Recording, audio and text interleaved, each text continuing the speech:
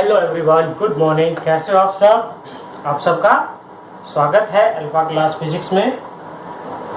तो आज हम पढ़ेंगे मैग्नेटिक मटेरियल के बारे में। What is made by the magnetic material? Magnetic materials होते क्या हैं? मैग्नेटिक मटेरियल सिंपल भाषा में कहें कि वो सब्सटेंस जिनकी मैग्नेट बनाई जा सके, यानी कि विच can B magnetised by applying electric field magnetic field. जब उन पे मैग्नेटिक फील्ड अप्लाई हो तो वो मैग्नेटाइज हो सके। जैसे आपकी आयरन है, स्टील है, कोबाल्ट है, निकल है, जो भी है वो सारे क्या कहलाएंगे? आपके magnetic material which can be magnetise, चाहे वो रिपेल करें या अट्रैक्ट करें।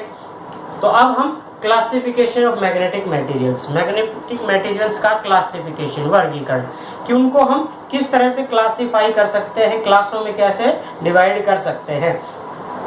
तो क्लास में कैसे डिवाइड करेंगे? On the basis of their properties. तो सबसे पहला आता है आपका diamagnetic substance, dia, para and ferro. Dia, para and ferro, diamagnetic substance. Diamagnetic substance कौन से होंगे? वो सब्सटेंस जो मैग्नेटिक फील्ड अप्लाई करने पे रिपेल हो। क्या हो? Repel. Which are weakly magnetised in opposite direction, which are heavily magnetized in the opposite direction of applied magnetic field are called diamagnetic substance.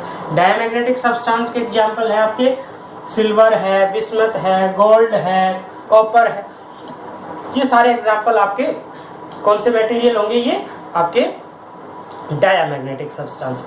Paramagnetic substance कौन से होंगे? Which are feebly attract in the direction of magnetic field, applying magnetic field. Magnetic field जब apply करते हैं तो उनकी direction में magnetise हो बट कमजोर, फेबली मैग्नेटाइज हो, वो क्या कहलाएंगे? Paramagnetic substance.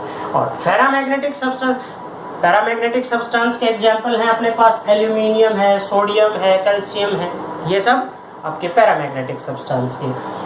Ferromagnetic substance, ferromagnetic substance कौन से होंगे? विच आर स्ट्रांगली मैग्नेटाइज्ड, जो बहुत ज्यादा मैग्नेटाइज हो, जैसे जिनकी हम मैग्नेट बनाते हैं। आयरन है, स्टील है, कोबाल्ट है, निकल है, ये सारे क्या होंगे? Ferromagnetic substance. अब देखिए इनकी कुछ प्रॉपर्टीज के बारे में स्टडी करते हैं। तो सबसे पहले हम डायामैग्नेटिक सब्सटेंस लेते हैं। डायामैग्नेटिक सब्सटेंस कौन से होंगे? Which are feebly magnetized in opposite direction of magnetic field. तो कैसे? कि जैसे हमने एक डायामैग्नेटिक सब्सटेंस की कोई भी टुकड़ा लिया,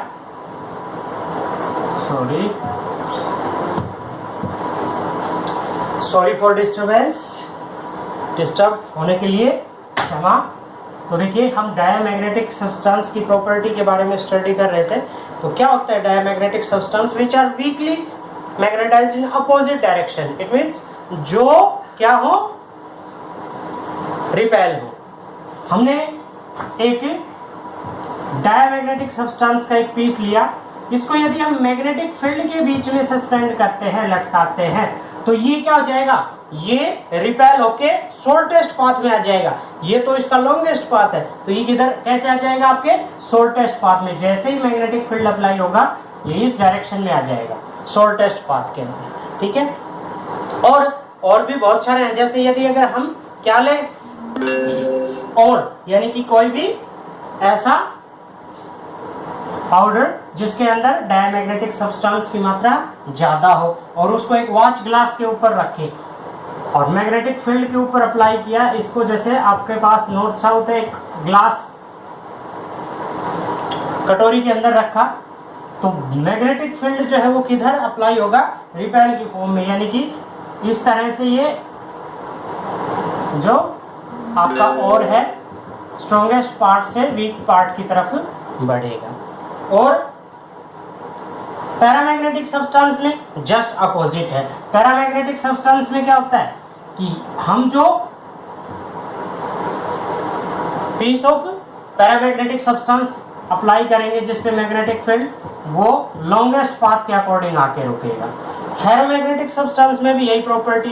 पैरामैग्नेटिक और फेरामैग्नेटिक की प्रॉपर्टी जो है वो सेम है, बट फेरोमैग्नेटिक सब्सटेंस ज्यादा स्ट्रॉन्ग है और पैरामैग्नेटिक सब्सटेंस जो है वो वीक है फेरोमैग्नेटिक सब्सटेंस के कंपैरिजन में।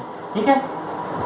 अब चलते हैं हम अपने पास, यदि क्या हो कि अगर एक ट्यूब के अंदर लिक्विड ले, डायमैग्नेटिक सब्सटेंस का कोई भी लिक्विड हम इसके अंदर लें तो क्या होगा। अब डायमैग्नेटिक सब्सटेंस का जो लिक्विड है वो यदि यू शेप की ट्यूब के अंदर हमने लिया इस तरह से, ठीक है, और यदि हम क्या करें कि इसके एक शेप के ऊपर मैग्नेटिक फील्ड अप्लाई करें तो मैग्नेटिक फील्ड डायमैग्नेटिक सब्सटेंस को क्या करेगा, रिपेल, तो ये किधर चढ़ जाएगा, इस डायरेक्शन में ऊपर की तरफ बढ़ जाएगा और इधर से नीचे की तरफ होगा। और यदि पैरामैग्नेटिक सब्सटेंस में है तो पैरामैग्नेटिक सब्सटेंस में इससे उल्टा, ये इस डायरेक्शन में आएगा अट्रैक्ट होने के लिए, ठीक है, और फेरोमैग्नेटिक सब्सटेंस में भी इधर ही स्ट्रांगली अट्रैक्ट होगा, ठीक है।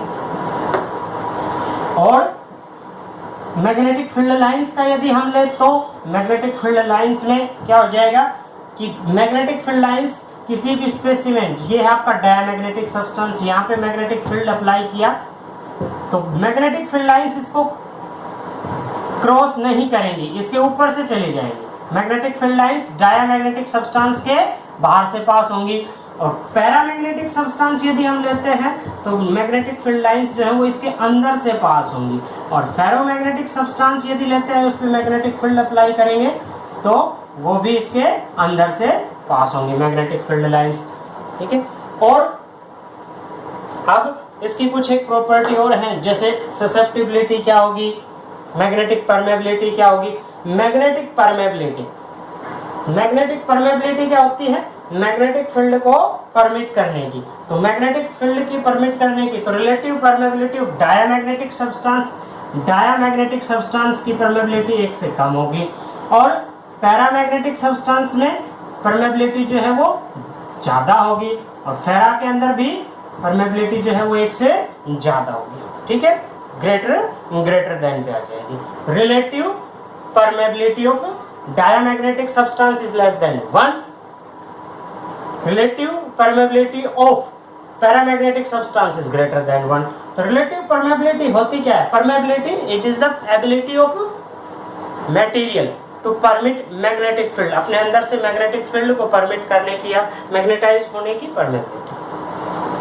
अब चलते हैं susceptibility क्या होती है।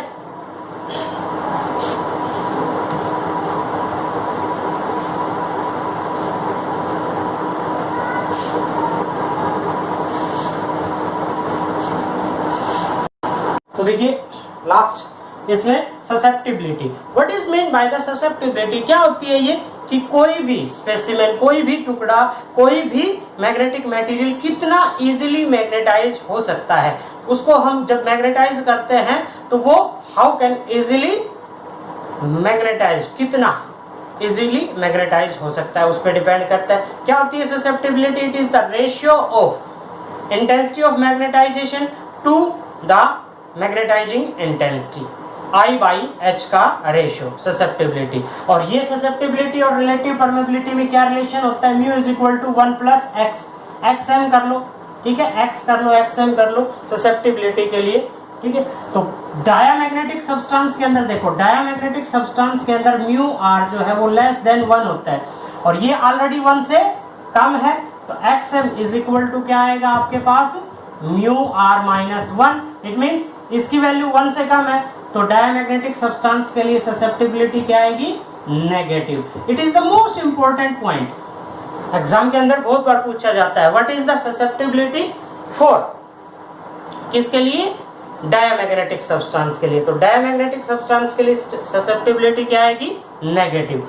अब यदि हम पैरामैग्नेटिक सब्सटेंस के लिए, पैरामैग्नेटिक सब्सटेंस के अंदर रिलेटिव परमेबिलिटी जो है वो ग्रेटर देन 1 होती है। ग्रेटर देन 1 है तो यहाँ पे यदि हम इस फॉर्मूले में पुट करते हैं तो XM is equal to mu r minus 1 और 1 से ये वैल्यू ज्यादा है तो XM की वैल्यू क्या आएगी, positive. It means susceptibility of paramagnetic substance is positive, small but positive, small होगी बट पॉजिटिव। और फेरोमैग्नेटिक सब्सटेंस के लिए, फेरोमैग्नेटिक क्या होगी, फेरोमैग्नेटिक सब्सटेंस के अंदर रिलेटिव परमेबिलिटी ग्रेटर देन 1 होती है तो यहाँ पे XM की वैल्यू भी क्या आएगी, greater than 1 it means positive, large and positive. Susceptibility of ferromagnetic substance is large and positive. तो ये तीन बातें मोस्ट इंपॉर्टेंट है, कभी मोस्टली पेपर में आ भी जाती है, तो क्या ध्यान रखना है कि susceptibility of diamagnetic substance is negative, paramagnetic substance के लिए small and positive, and ferromagnetic substance के लिए लार्ज एंड पॉजिटिव. परमेबिलिटी जो है वो क्या होगी, किस पे डिपेंड करेगी, ग्रेटर देन 1 लेस देन 1 पे. डायमैग्नेटिक सब्सटेंस की लेस देन 1 और पैरामैग्नेटिक सब्सटेंस की ग्रेटर देन 1, फेरोमैग्नेटिक सब्सटेंस की ग्रेटर देन 1 परमेबिलिटी. अच्छा, अब चलते हैं टेम्परेचर डिपेंडेंसी. टेम्परेचर जब बढ़ाते हैं तो डायमैग्नेटिक सब्सटेंस की मैग्नेटिक प्रॉपर्टी पे कोई इफेक्ट नहीं होगा.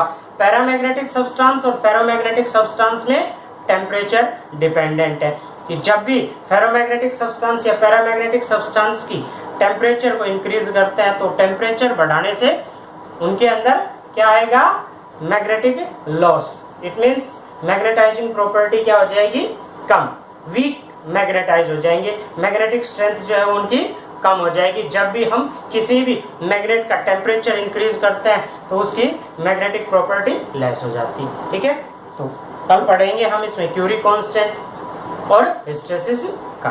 और तब तक के लिए बाय.